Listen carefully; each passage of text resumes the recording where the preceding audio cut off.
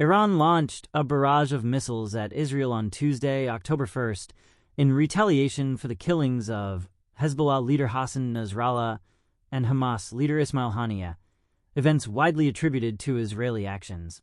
This attack prompted Israelis to take cover in shelters as sirens blared across the country. The Israeli military confirmed the missile attack, reporting that a significant number of the estimated 150 to 200 missiles were intercepted. After about an hour, the military declared the threat over, allowing residents to leave protected spaces. Explosions were heard over Jerusalem, and 2 people were reported injured by shrapnel in central Israel. Iran's Revolutionary Guards Corps claimed responsibility, citing the attack as a response to recent deaths of militant leaders. This marks Iran's second direct attack on Israel, following a missile and drone assault in April. U.S. President Joe Biden has ordered military support for Israel's defense, including shooting down Iranian missiles, indicating a strong U.S. commitment to its ally amid rising tensions.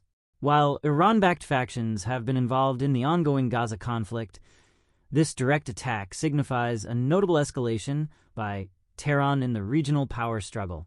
As Russian forces push their way closer to the small yet strategically crucial regions of Bohoyavlenka and Sukharin, these towns have become focal points in this prolonged struggle.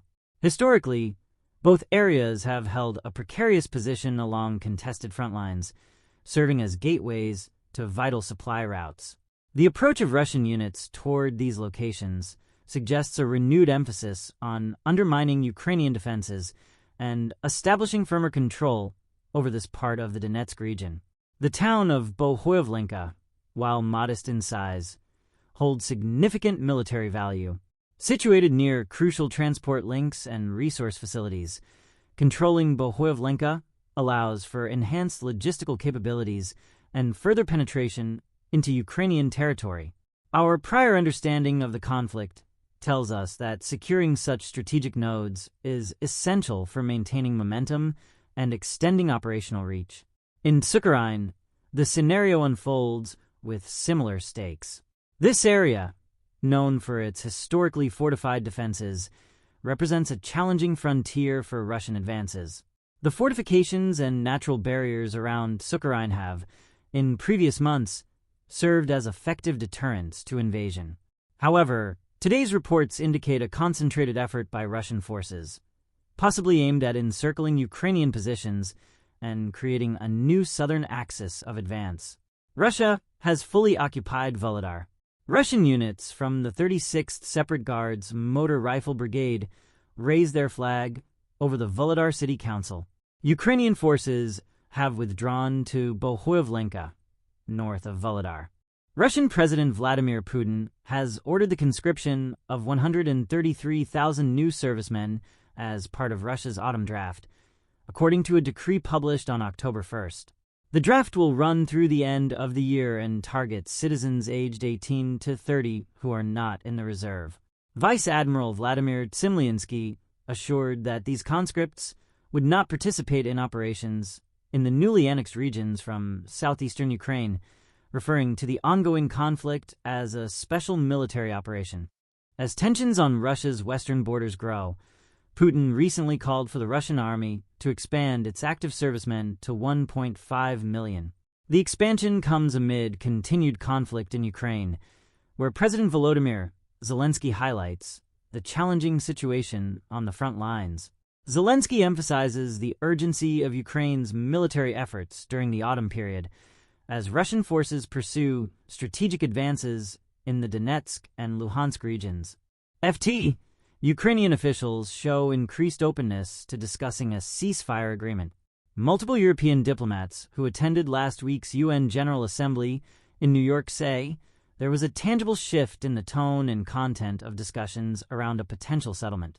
They note more openness from Ukrainian officials to discuss the potential for agreeing a ceasefire even while Russian troops remain on their territory, and more frank discussions among Western officials about the urgency for a deal, Financial Times reports. A Western official briefed on Zelensky's talks in Washington said there were tentative signs that Biden might agree to advance the status of Ukraine's NATO membership bid before he leaves office in January. The authors of the publication also report. The U.S. Helsinki Commission advises that the United States needs to prepare for a protracted confrontation with Russia that will persist beyond Vladimir Putin's tenure. Essential to this strategy is ensuring Ukraine's success on the battlefield, which requires continued U.S. support. The future of this support is uncertain amid Republican skepticism, led by Donald Trump, who questions the financial commitment. Since Russia's 2022 invasion, Congress has allocated $175 billion in aid, but Ukraine will need more assistance for future offensives. Trump suggests he could negotiate an end to the war, potentially involving territorial concessions from Ukraine. Vice President Kamala Harris supports continued aid, yet specifics beyond current levels are unclear. Ukrainian President Zelensky recently sought greater military support, although no U.S. policy shifts have been announced. In essence, the United States must adopt a long-term strategy to address ongoing Russian aggression and influence effectively.